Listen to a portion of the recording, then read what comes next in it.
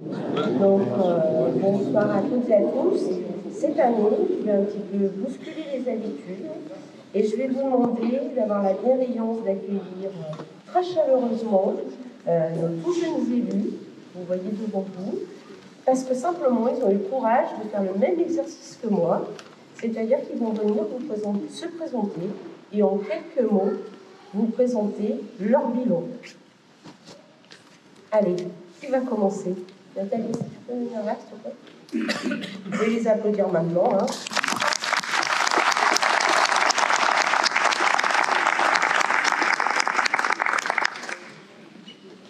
Bonsoir, je m'appelle Rilio Chloé, j'ai 9 ans. Je suis élue au conseil municipal enfant pour 2 ans. C'est mon premier mandat.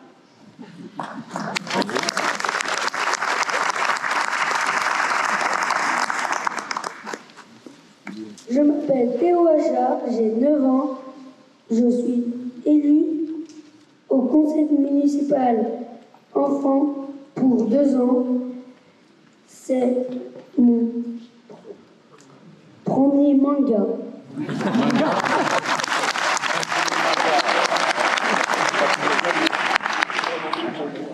Bonsoir, je m'appelle Lia Basilio, j'ai 9 ans. Je suis élue au conseil municipal enfant pour 2 ans. C'est mon premier mandat.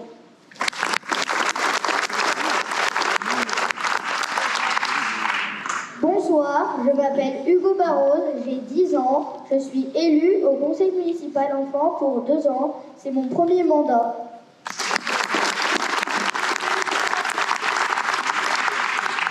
Bonsoir, je m'appelle Nathan, j'ai 10 ans. Je suis élu au conseil municipal enfant pour la 2e année. C'est donc mon 2e mandat.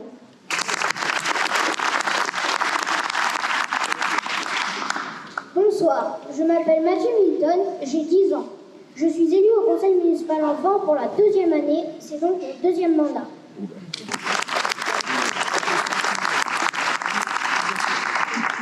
Bonsoir, je m'appelle Cathy Etiotique. J'ai 10 ans, je suis élue au conseil municipal enfant pour la 2e année. C'est donc mon 2e mandat.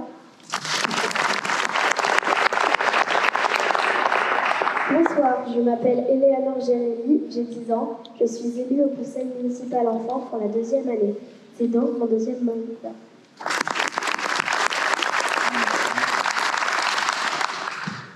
Bonjour, je m'appelle Arthur Laine, j'ai 11 ans, je suis en 6e et j'ai été élue un an l'année dernière.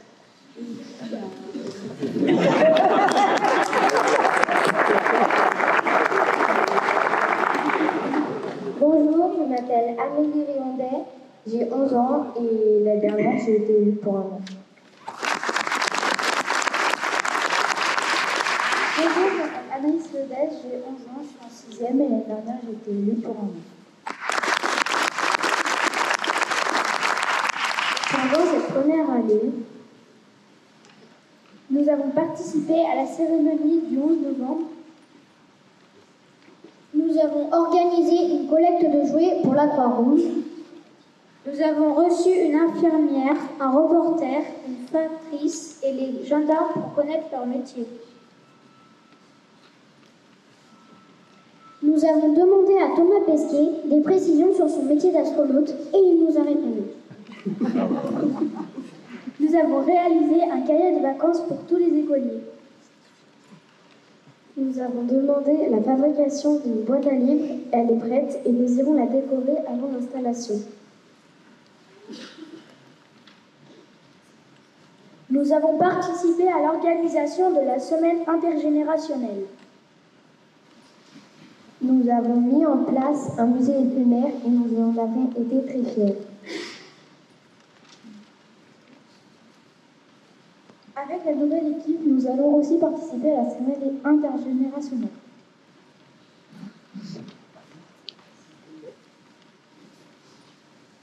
Nous avons envie de fabriquer les nichoirs pour les oiseaux.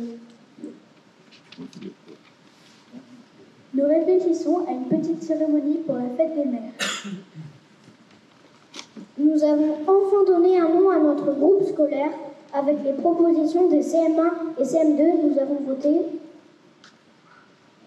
Au final, le nom de Charlie Chaplin a été le vainqueur.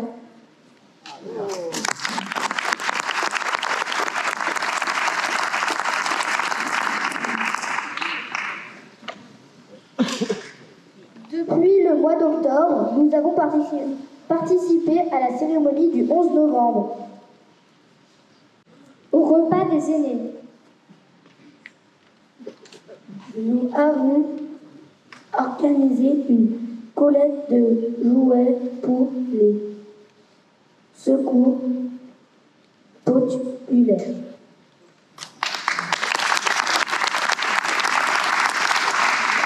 Et ce sont plus de 220 enfants qui ont pu connaître un moment de bonheur à Noël.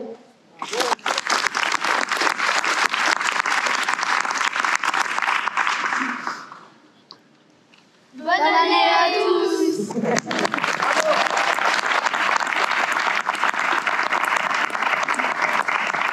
Je peux juste ajouter un tout petit mot, c'est que je me régale avec cette équipe.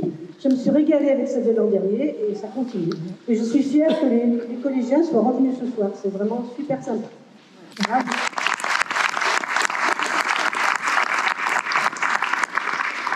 Ils ont bien réussi l'exercice. Et alors en plus, par rapport à moi, ils ont fait ça de façon relativement courte. Ça ne va pas tout à fait de la même chose. N'est-ce pas, Monsieur le Président de la Comcom, qui essayait de me piquer mon discours tout à l'heure? Enlever quelques pages. Monsieur le député honoraire, cher Alain, Madame la conseillère régionale, chère Nathalie, Monsieur le vice-président du département, cher Damien, Madame la conseillère départementale, chère Aurélie, Mesdames et messieurs les vice-présidents de la CCBD, je vous remercie d'être là aussi nombreux. Monsieur le président du Cyclum, mais je ne suis pas sûre qu'il soit là.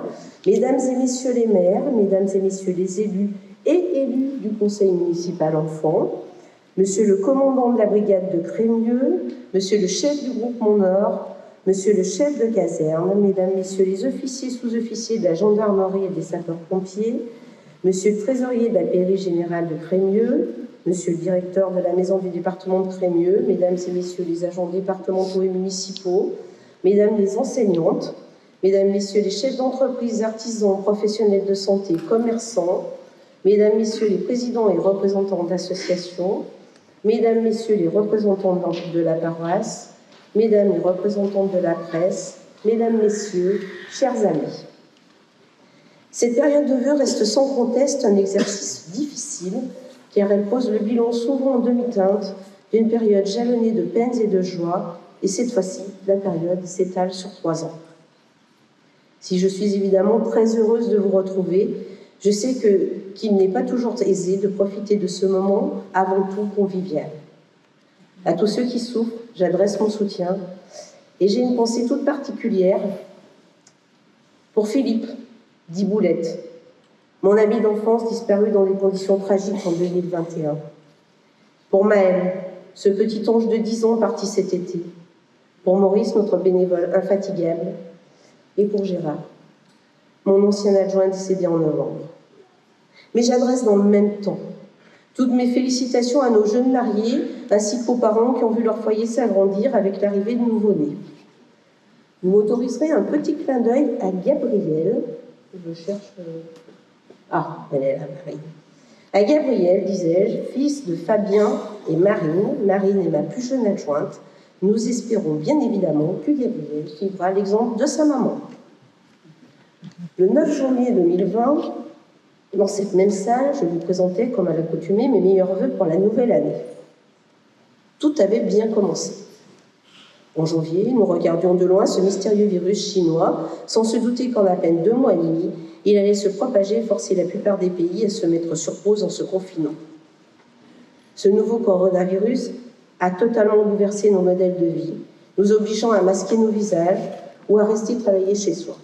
Heureusement, c'est aussi une fin d'année qui se termine sur une note d'espoir, avec les premiers vaccins élaborés, expérimentés et validés en moins d'1 an.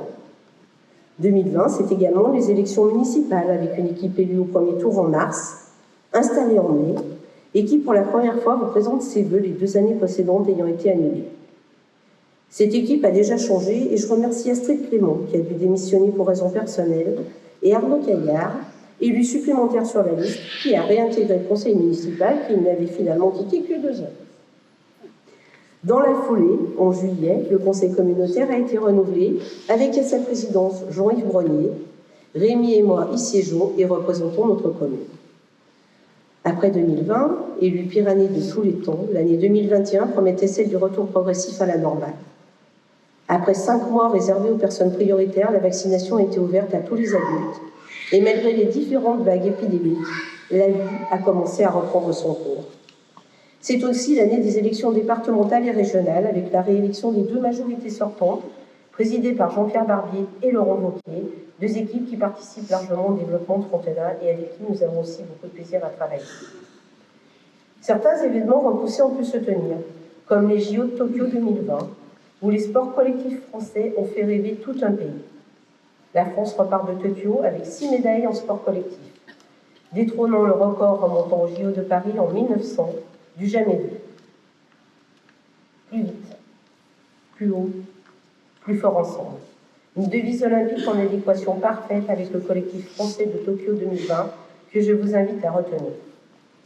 À peine sortie des 2 années de pandémie, nous avons dû faire face à une importante crise énergétique, amplifiée dès février 2022 par l'invasion d'Ukraine par les Russes, le plus important conflit armé depuis la Seconde Guerre mondiale. Prévu pour être courte et balayer le gouvernement ukrainien, l'offensive va pourtant se heurter à une résistance inattendue de tout un peuple, d'une vaillance et d'une détermination incroyables, engendrant un élan de solidarité internationale, tant pour l'accueil des réfugiés que pour les aides militaires et financières.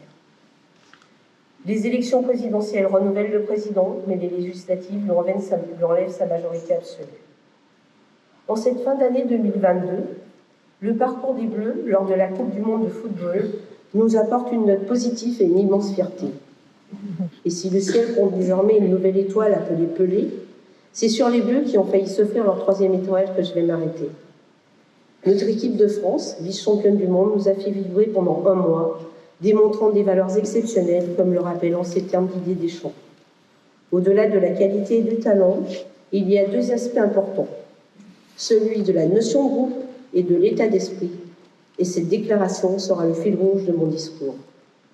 Avant tout, je veux féliciter chaleureusement les élus et agents qui ont travaillé à la composition du déroulé de cette soirée, de la composition de l'invitation à l'installation du décor, ainsi que nos partenaires ou amis, tels les établissements Bonaire pour le prêt de plantes, l'association Loparvie pour cette splendide exposition sur le thème « Le rouge dans la nature », Thierry Henry pour son très beau film et ses très belles photos, et Gwenaël pour la décoration du buffet. Vous l'avez compris, nous allons parler collectif, et quel meilleur lieu que cette halle des sports qui à elle seule incarne si bien ce concept. Et quel meilleur moment que cette date qui colle avec le mi-mandat pour mettre en valeur et remercier toutes les équipes qui nous ont permis de réaliser à ce jour environ 80% de notre programme. En levée de rideau, vous avez fait connaissance avec notre type d'espoir. Créée en 2021, renouvelée pour partie en 2022, cette équipe très prometteuse a déjà beaucoup travaillé, comme vous avez pu le constater. Nous nous étions fixé cet objectif de créer le conseil municipal enfant, et ce fut un grand succès, avec énormément de candidatures, des professions de foi toutes plus intéressantes les unes que les autres, et une très belle implication de la part des enfants et des élus de la commission vie scolaire et périscolaire, et je les remercie tous très sincèrement. Restons avec cette commission présidée par Annie Barbier, qui devait entre autres étudier l'optimisation des espaces périscolaires et scolaires. Nous sommes allés bien au-delà puisque nous avons réalisé l'extension du groupe scolaire, projet qui consistait à transformer le préau actuel en une salle à usage d'activités scolaires, créer un nouveau préau dans le prolongement de la dite salle avec une liaison extérieure permettant l'accès direct aux parents.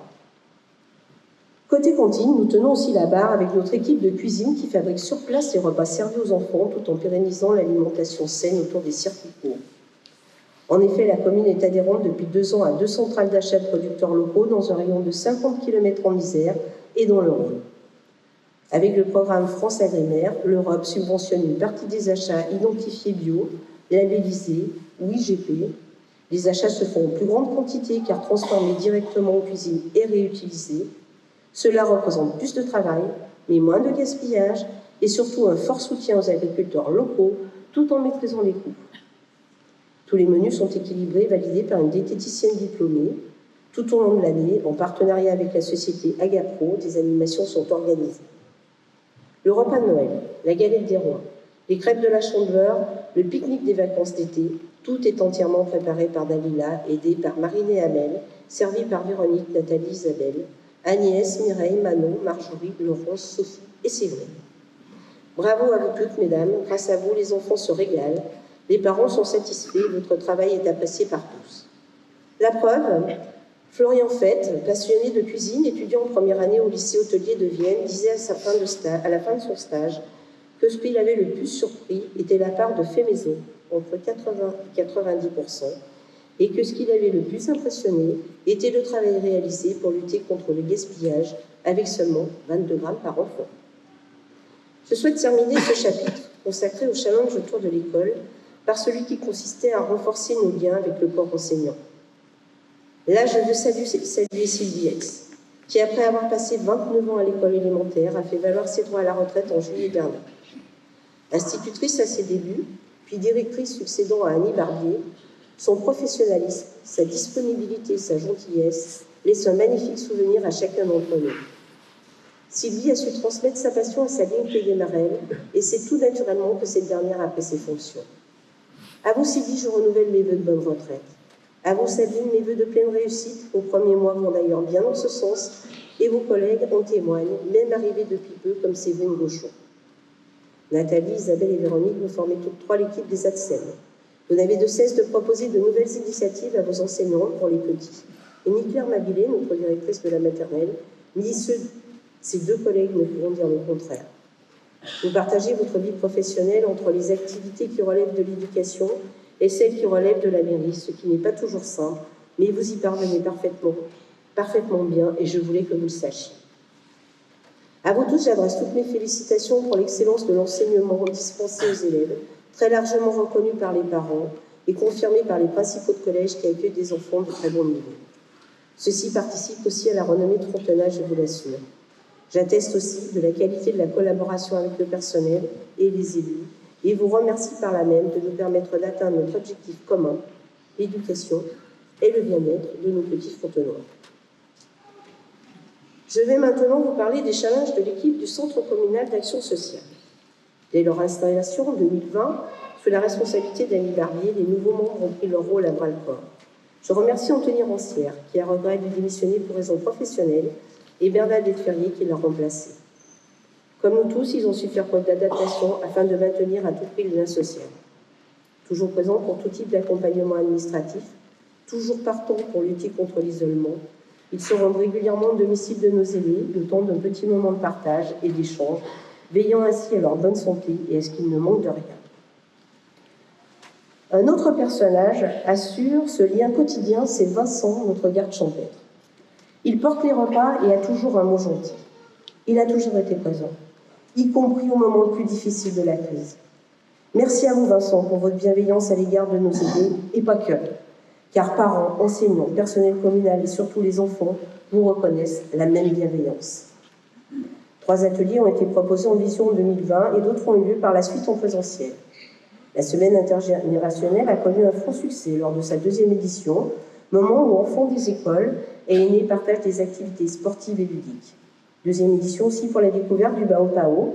Cette animation financée par le département a permis à 18 personnes de découvrir cet instrument original et ludique. En partenariat avec France Alzheimer, des groupes de parole ont été organisés afin de permettre aux aidants de trouver conseils et ou réconfort. Lutter contre l'isolement, soutenir tout type d'aide, accompagner le bien-vieillir à travers des ateliers, assurer l'accès à l'informatique, mieux comprendre la maladie et le handicap, tous ces objectifs ont été atteints. L'objectif de développement de l'intergénérationnel sera atteint en totalité dès lors que nous aurons réalisé notre espace intergénérationnel tout public à la Léchère. Ce dernier ayant dû être reporté, nous espérons bien voir sa concrétisation fin 2003, début 2024. Un énorme merci aux membres du CCAS, aux bénévoles et à nos différents partenaires. Un autre de nos challenges portait sur la sécurité sous toutes ses formes. La commission voirie et réseau présidée par Didier Gaudin n'a pas à rougir de ses résultats. Voyez plutôt. Plus de 600 000 € ont été investis entre la sécurisation du Chafard, de la Verchère et de la route de Corbeil-Essonnes. Ces travaux comprennent, en lien avec TL38, l'enfouissement des réseaux électriques et le remplacement des luminaires en LED, l'aménagement de trottoirs lorsque la largeur de la voie le permet, des chicanes et la mise aux normes de quai-bus. Des travaux de renforcement du réseau d'eau potable, de confortement de la sécurité incendie et d'extension du réseau d'assainissement ont aussi été réalisés en amont par la Régie des eaux de la CCBD. Concernant le secteur de Corbeil-Essonnes, je vous informe que le département travaille à la suite du projet, ainsi que sur la liaison Frontenay à Verpillière. L'entretien des voies est aussi conséquent et plus fréquent, avec le changement climatique qui accentue leur dégradation.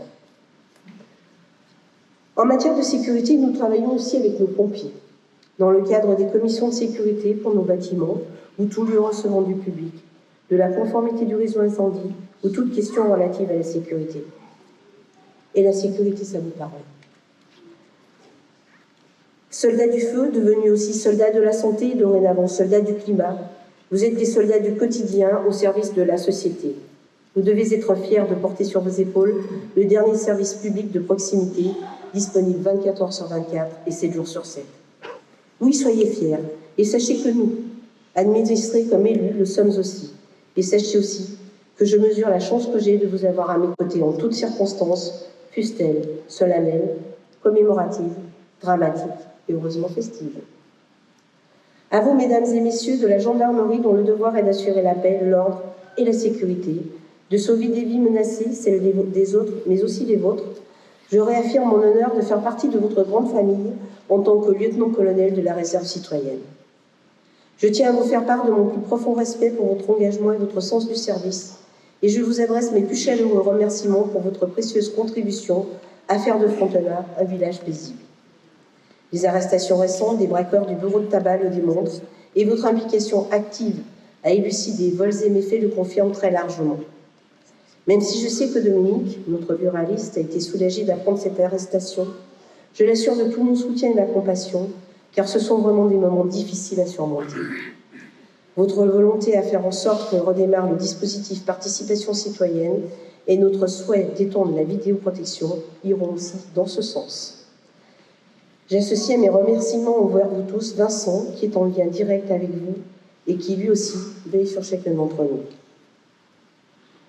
Dans un tout autre domaine, celui du cadre de vie, des animations et des événements, les commissions présidées par Jean-René Rabillaud n'ont pas chômé. Valorisation de notre espace sensible de la tourbière de Charamel par des actions annuelles décidées dans le cadre du plan de gestion que nous renouvellerons avec le département et la commune de Panessa en 2024, aménagement de la mare ancienne de la Léchère, création d'une deuxième mare pour favoriser la biodiversité et nettoyage du site, préservation et développement de notre patrimoine forestier avec l'ONF, réhabilitation des fours à chaux datant de 1883 à Pétigneux, étude du terrain sur lequel se situe le four à pain qui chaque année fait de délicieuses cueillesses, nettoyage de notre petit patrimoine, 3 bassins tables par l'entreprise Marc de Montagueul qui utilise le procédé d'aérogommage, mise en valeur d'un chemin tout tracé d'un magnifique mur en pierre lors du rafraîchissement du coteau de l'église par l'association pour la restauration des remparts de Crémieux, plus connue sous le nom de l'Arc. Étude des travaux de réhabilitation du moulin du Rebat, déjà réhabilité et sans cesse dégradé, avec l'Arc et Léopold Durand, Saint-Savinois, charpentier compagnon des devoirs du Tour de France. Là, je vais m'arrêter sur l'Arc. Créée par Alain Moine-Brassan en 1990, cette association devient le premier chantier d'insertion honorisée en 1992 avec pour but d'aider les personnes à s'insérer durablement dans le monde professionnel. Aujourd'hui, acteur de l'insertion par l'activité économique, l'Arc, présidé par Jean-Philippe Moine, a développé une activité marchande de services auprès des collectivités territoriales en se spécialisant dans la préservation du patrimoine bâti et paysager. Nous sommes très fiers d'avoir signé une convention avec cette association que je tiens à féliciter pour le conseil rendu, la qualité du travail fourni et la confiance établie entre nous. Merci de nous aider à atteindre ce si bel objectif de préservation du patrimoine bâti et paysager. J'intègre bien sûr l'équipe des services techniques qui contribuent très largement au cadre de vie en assurant l'entretien de nos espaces publics mais aussi la propreté, et ce n'est pas une mince affaire quand on voit les dépôts sauvages de toutes sortes qu'ils trouvent un peu partout, phénomène qui ne fait que s'amplifier, et ce, malgré la journée de ramassage des déchets.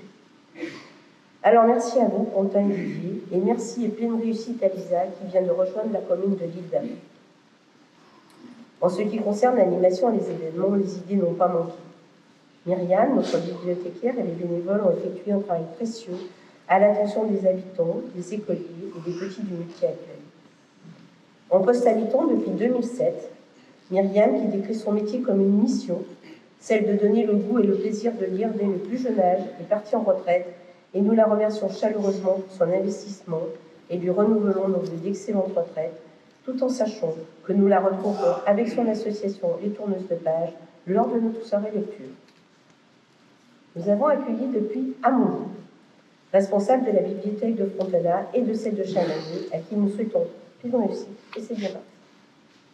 Si Amandine a prévu de continuer nombre d'animations, elle a déjà programmé un nouveau rendez-vous le 20 janvier à 18h à la salle du Bibliaire pour la nuit de la lecture sur le thème de la peur, et je vous invite à répondre nombreux à son invitation. Amandine, nous aurons à travailler sur le futur modèle de la bibliothèque. Merci à vous pour votre adaptation rapide, votre motivation et votre dynamisme. Toutes les festivités organisées par le CCS sont reprises. Repas, galette des rois avec des nouveautés, les ventes de brioches et le prix d'enfant qui sera remplacé en 2023 par un loto. Nous avons retrouvé toutes nos manifestations habituelles et avec grand plaisir la traditionnelle foire aux dames qui, pour la première fois en plus de 200 ans, n'avait pu se tenir en 2020. À ce propos, je remercie chaleureusement Robert Ogier, président de l'AFDR, Michel, Franck, Irène, Vincent, Lisa, Quentin et Didier pour toute la logistique, Annie, Daniel et les élus de la commission animation pour leur participation active. Félicitations et remerciements à Stéphane Alexandre, président du comité des fêtes, et à tous les membres pour l'organisation du repas autour du délicieux pot-au-feu concocté par Christian. Un concours photo a vu le jour, ainsi qu'un musée éphémère proposé par le conseil municipal des enfants, qui a permis aux talents de Frontenat d'exposer et d'expliquer leur passion. Pour la première fois, nous avons accueilli le Tour du Val-Romain en tant que lieu de départ, le salon de la transition énergétique et organisé la matinée de la biodiversité avec le concours de 6 intervenants, l'Eau-Parvis, messieurs Auger et Sertel, l'ADPE, la bibliothèque et le Cyclone. Objectif réussi que celui de maintenir le succès et surtout de créer de nouvelles occasions de nous réunir. Mais les seules manifestations de la municipalité ne suffiraient pas à rendre nos communes aussi attractives. Et Monique Fondant, présidente de la commission vie associative et sportive, et les élus qui l'accompagnent le savent bien. Et tous travaillent d'arrache-pied au soutien de nos associations, avec par exemple la mise à disposition d'un panneau pocket dédié, la réflexion complète du clubhouse et cette année la création du local chasse. À Frontenat, notre tissu associatif est un atout remarquable et remarqué. Plus de 30 associations aux activités très variées animent notre village tout au long de l'année.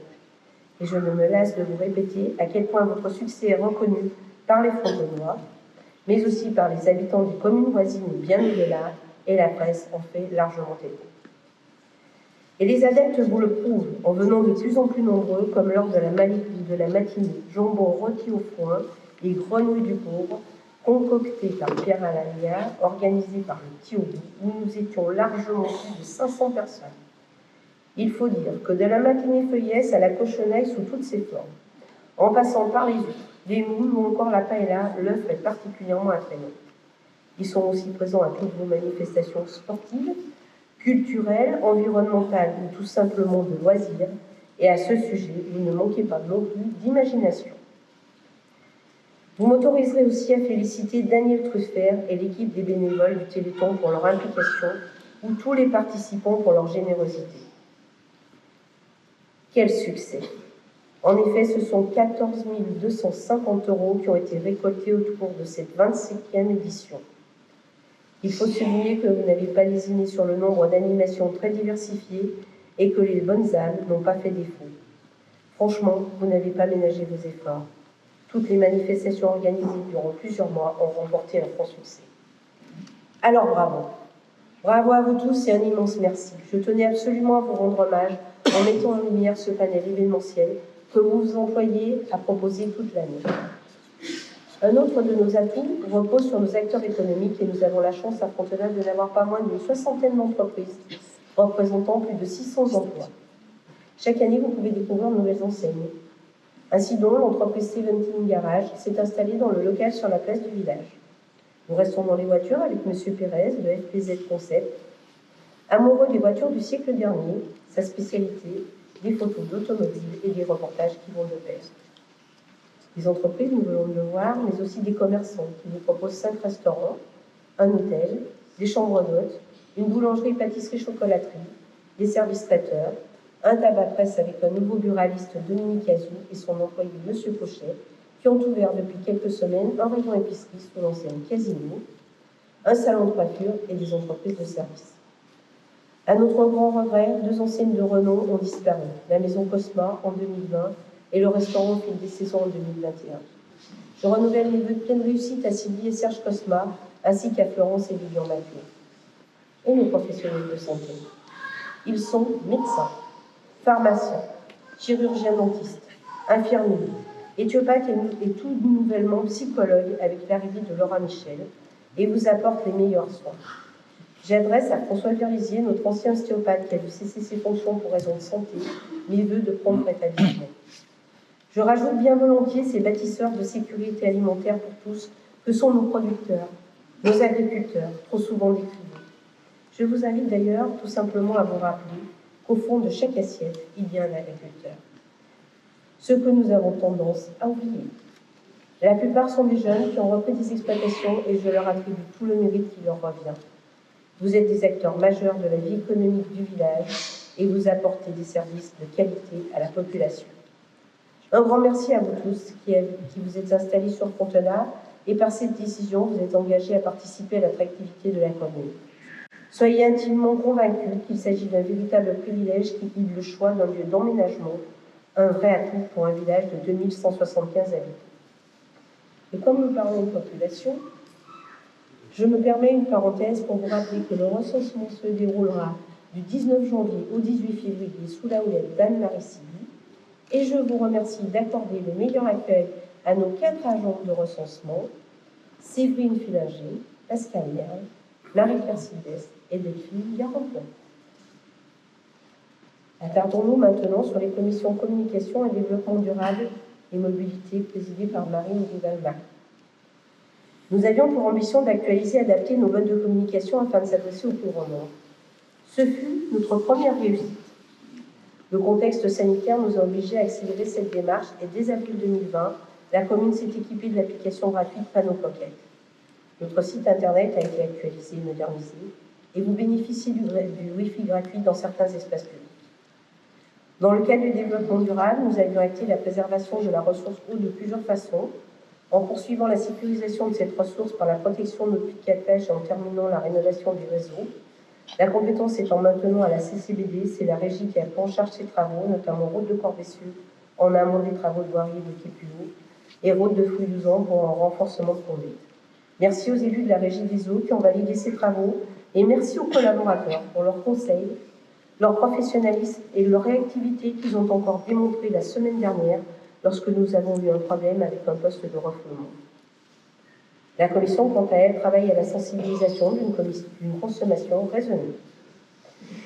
Le deuxième axe fort, déjà anticipé sur les précédents mandats, concerne l'amélioration de nos performances énergétiques, notamment sur l'éclairage public, où chaque fois que cela est possible, nous passons à LED, nous abaissons l'éclairage et nous poursuivons cette démarche. L'éclairage de la salle de la Halle des Sports est maintenant en LED, ainsi que celui du stade d'honneur, et nous prévoyons la même chose pour le stade d'entraînement. La commission a aussi travaillé sur nos bâtiments publics en lien avec Rémi Chapelain, conseiller délégué aux bâtiments. La toiture de l'ancienne école de garçons a été reprise et nous avons installé une centrale photovoltaïque lors de la réfection de la toiture du centre technique municipal, ce qui rend ce bâtiment autonome à 100% et les 50% d'excédents revendus nous ont rapporté plus de 3 600 €. Le troisième axe fort était la réduction et la gestion de nos déchets. En partenariat avec le Cyclone, plusieurs actions ont été réalisées. Comment réduire au maximum ces déchets, comment mieux trier et recycler avec l'arrivée des bacs jaunes, je vous rappelle à cet effet le premier ramassage la semaine prochaine, ou encore la promotion du compostage, et bien sûr, la poursuite de la lutte anti-gaspillage. Le dernier challenge, et non le moindre, puisque le projet phare du mandat concerne le réaménagement du centre-bourg, suivi par Thierry Tout-le-Monde, conseiller délégué à l'aménagement urbain. Cet aboutissement est le fruit de pratiquement 2 mandats de travail. La première concertation ayant eu lieu en 2012. À cette époque, nous avons immédiatement souhaité transformer l'obligation de mise en accessibilité de la mairie et des espaces publics en une opportunité. Ce projet de grande envergure s'est déroulé en plusieurs phases. Première étape en mai 2018 avec la démolition du bâtiment regroupant l'ancien bureau de poste, un appartement et l'ancienne caserne des pompiers. La nouvelle ayant été inaugurée en février 2017. Février 2020, démarrage des travaux d'aménagement du Belvédère qui s'inscrivent dans le projet d'ensemble de replanification du centre-bourg, ce qui permet de mettre en valeur la partie ancienne du village autour de son église et de sa cuve. Ces premières réalisations consistent à valoriser la partie nord de l'église, véritable belvédère sur le paysage de la vallée de la Bourbe, et d'en faire une étape au sein d'un parcours de ronde autour de l'église. Pari tenu, car nombre de gens fréquentent ces lieux. Octobre 2020, période très compliquée pour les entreprises à cause de la crise sanitaire, d'autres projets étant prêts, nous avons souhaité nous inscrire dans le plan de relance et démarrer les travaux selon plusieurs principes imposés. Conserver l'esprit village, améliorer l'accessibilité à nos bâtiments et aux espaces publics, valoriser notre patrimoine et requalifier le bâti, créer un véritable pôle de services communaux et associatifs au cœur du village, sortir des énergies fossiles. La salle du conseil et des mariages au premier étage a ouvert ses portes en juin et une 6aine d'associations, ou à peu près, mais tu m'en voudras pas, c'est peut-être plus, ont pu faire leur entrée dans les 2 salles du rez-de-chaussée. Là encore, pari tenu grâce à nos architectes, Nicolas Chartres de l'agence SIPT pour le bâti, Norbert Perrin de l'agence Strass pour les espaces publics, Joanne Nicolas de Nicolas Généry pour le réseau de chaleur et nos assistantes à maître d'ouvrage, Christelle Sion, Amandine Bourra et Servane Bagné du groupe Béni, du groupe Elégia, qui ont tous tenu compte de nos exigences et volontés, ce qui a souvent provoqué de longs échanges. Dans le contexte très perturbé de ces 2 dernières années, avec des pénuries de matériaux engendrant des délais très longs et une augmentation très sensible des prix, je veux vraiment saluer la capacité d'adaptation des entreprises qui n'ont pas hésité à passer d'un bâtiment à l'autre pour ne pas cumuler les retards. Dans un chantier où doivent cohabiter entreprises du bâtiment et des espaces publics, il a fallu à plusieurs reprises réadapter les plannings, et cela aussi je tiens à le souligner. Un immense merci à tous, car le résultat est à la hauteur de nos espérances et les retours très positifs que nous avons régulièrement le confirment. Nous avons intégré la nouvelle mairie début décembre, et je suis très heureuse que Françoise, notre directrice générale des services, Marie-Noël, notre comptable, Irène et Isabelle, nos 2 secrétaires, soient bien installées. Elles se sont beaucoup investies dans la réussite de ce projet, recherchant la fonctionnalité, l'optimisation et le bien-être en tenant toujours compte de notre volonté de simplicité aux dépenses maîtrisées. Elles ont également très largement anticipé le déménagement qu'elles ont réalisé avec une aide majeure de nos services techniques et bien sûr des élus. Les services administratifs sont très importants pour la population. Vous êtes souvent le premier interlocuteur et je veux ici vous féliciter pour votre implication et votre professionnalisme. Merci à vous, mesdames. Quant à la diversification de l'offre habitat réclamée par plusieurs administrés, c'est l'entreprise RCP Immobilier qui nous a permis de réaliser cet objectif. Bien que ce soit un projet complètement privé, contrairement à ce qui a été dit ça et là, je remercie sincèrement Philippe Brunet et Guillaume Vandenborg, son architecte, d'avoir pris en considération et avec beaucoup de respect l'importance de l'histoire de la maison de Marthe et André Morel, ou plus certainement, le souvenir que certains d'entre nous avaient de ce couple tant apprécié.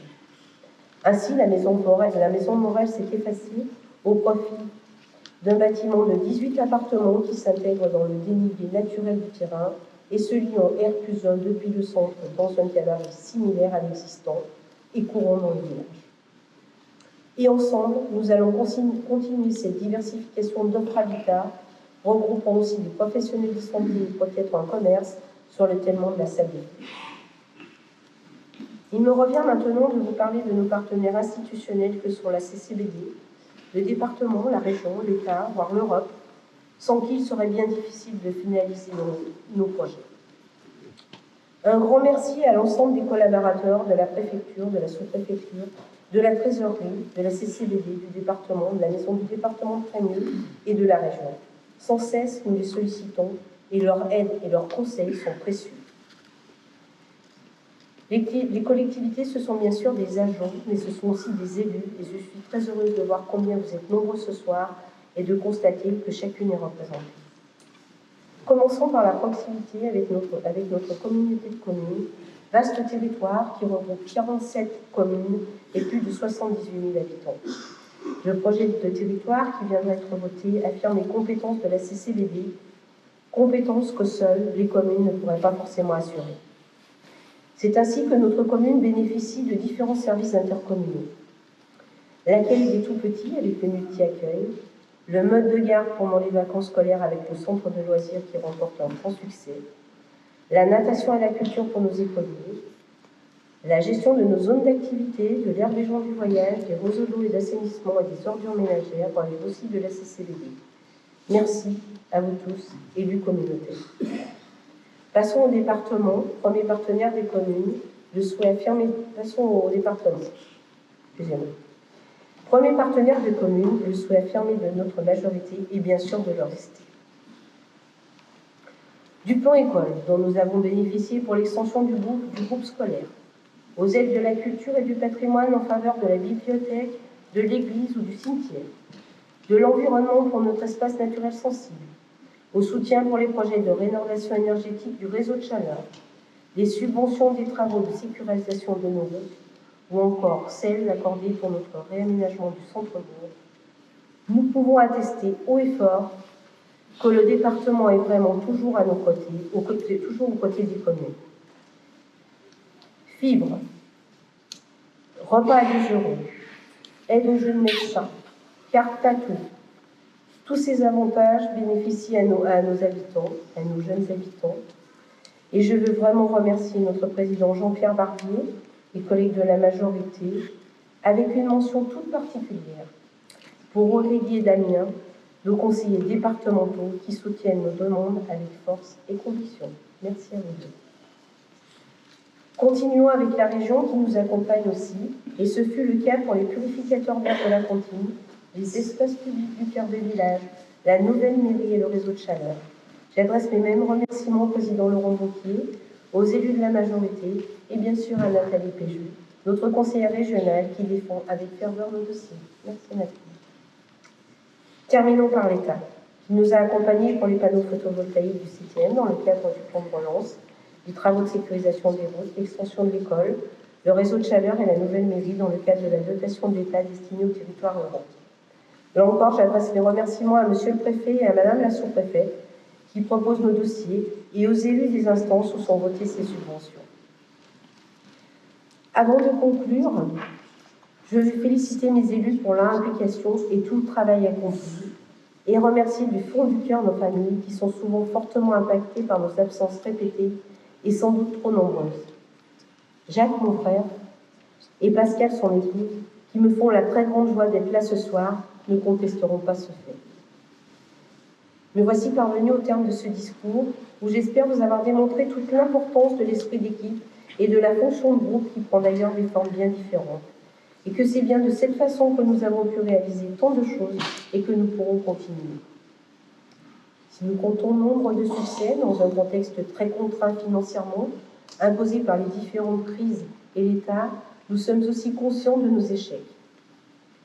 Winston Churchill disait à ce sujet « Le succès n'est pas final, l'échec n'est pas fatal, c'est le courage de continuer qui compte. » Croyez-moi, du courage, nos collaborateurs et vos élus n'en manquent pas et nous vous le démontrons sans cesse, mais surtout, nous continuerons à le faire au quotidien.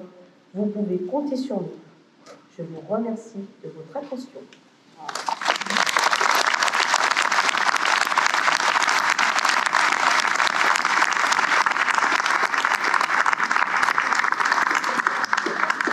Merci beaucoup. Avant de vous inviter à aller déguster les mets du buffet concocté par Gwenaëlle, les galettes de Stéphane Boivet, notre pâtissier, les vins sélectionnés par Laurent Béret.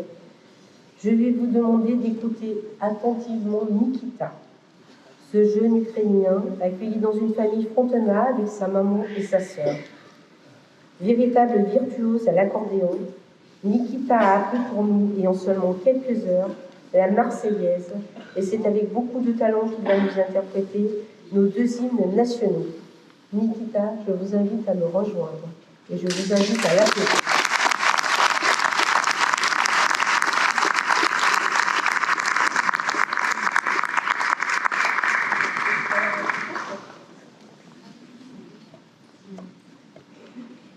Ça va bien, Nikita?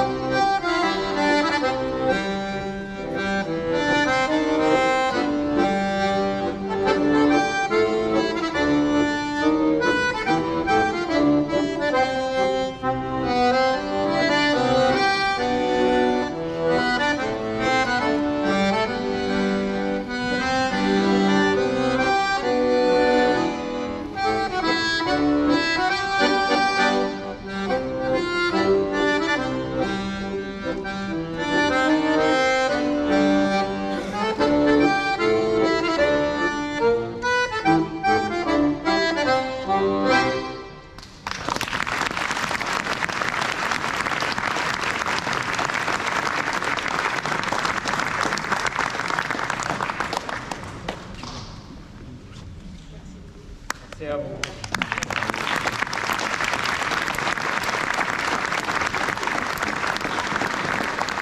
Moment d'émotion, mais si vous voulez bien, on l'écoutera encore après parce qu'il est vraiment passionné et je pense qu'il aura envie de jouer encore d'autres morceaux. Il me reste à vous souhaiter une très bonne soirée et à oser vous souhaiter une très belle année 2023 à tous. Merci à tous pour votre présence.